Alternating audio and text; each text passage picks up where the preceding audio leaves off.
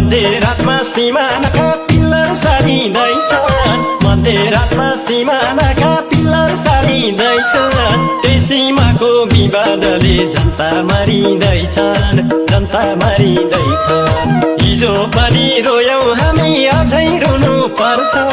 हिजो पनि रोयौं हामी अझै रुनु पर्छ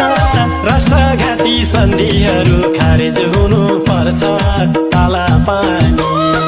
हाम्रै हो लिपुलेक हाम्रै हो काला पानी हाम्रै हो टनकपुर हाम्रै हो नाला पानी हाम्रै हो अल्मोडा हाम्रै हो नाला पानी हाम्रै हो सुस्ता हाम्रै हो काला पानी